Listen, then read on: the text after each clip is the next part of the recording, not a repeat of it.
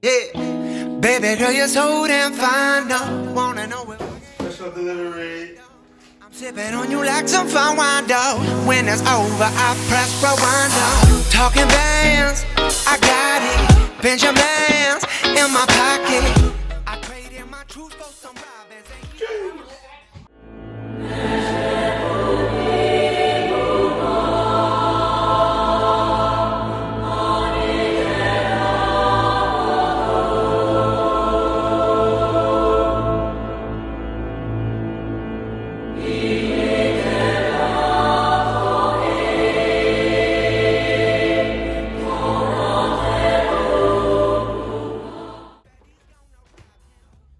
Nike Metcon 6. Let me see.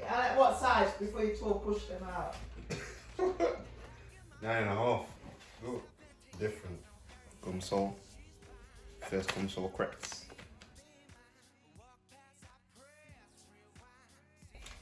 Well, if you don't, I'll be kicking up when I get back. I'll be saying that is disgusting when we're doing it for everybody else. At last. I'm having it Time to regardless. test them out.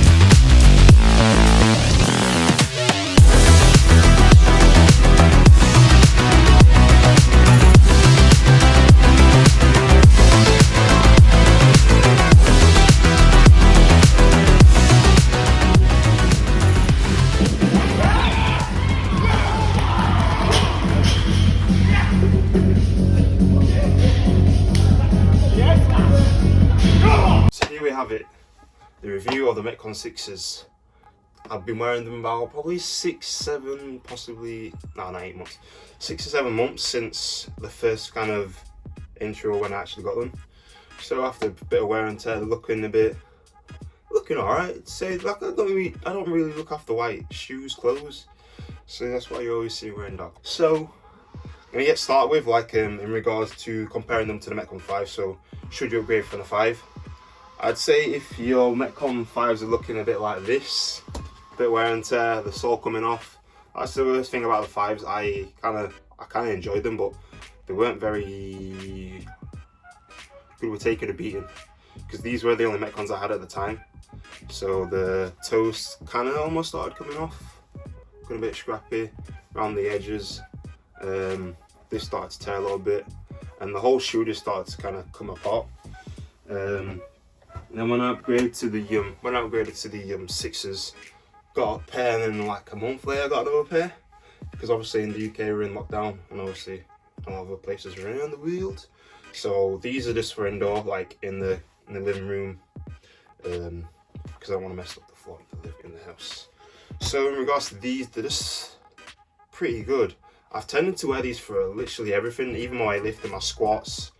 When I'm doing like volume sets, sometimes I can't be asked to put my lifters on, and also they just come in handy because you never know in a workout you might have a really heavy lift with gymnastics.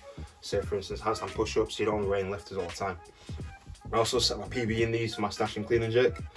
115 snatch, 135 clean and jerk. And then on that day I didn't really feel anything different compared to weightlifters. So yeah. You don't really need to spend loads of money on lifters.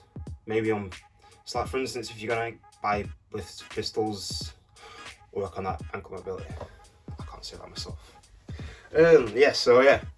In regards to stability, they're pretty good, pretty sound. I wouldn't recommend running in Metcons like long distance, anything over like a kilometre. If it's in a CrossFit style workout or anything like that, yeah, I'd recommend them. I've not ran these more than probably 200 meters. I've not done a lot of running with CrossFit intervals. They're pretty, not heavy, but they're probably, I don't have the insole in these, so I took them out to put them in another pair of shoes. But they're probably a little bit heavy, I think, because I think the insole is slightly different. I'm not sure. I've not looked at those insoles, I could be wrong. But in regards to the overall standard, so there's like on the outside and the inside, there's like a perforated thing on the outsole, the upper sole, the upper. So when you're doing rope climbs, you're not going to have battered shoes. I don't think I even did make rope climbs in these. But in regards to these, I've done quite a few, and they're all right. They're all just, I don't know what else I can say. The heel's the same, so when you're doing handstand push-ups, in regards to the back heel, this is a lot sturdier than this. This is like a full leather.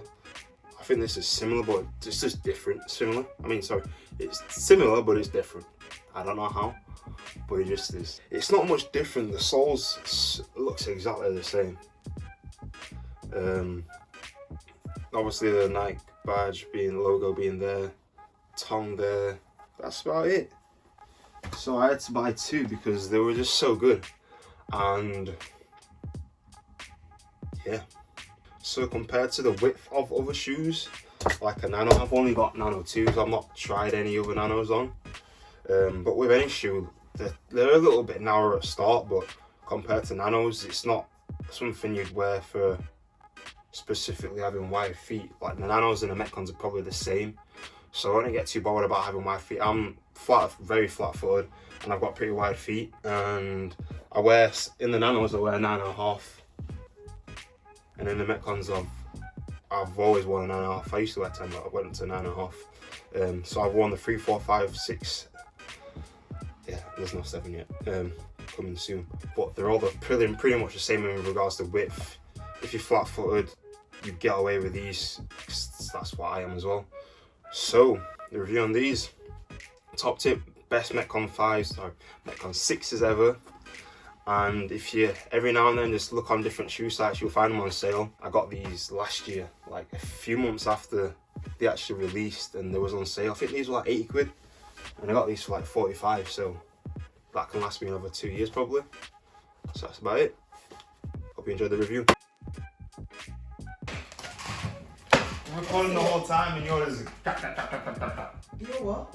We're recording. Yes. Oh, I didn't know. What do you think of these? What's these for? That's the heel lift. Why can't I get some of them? Good one.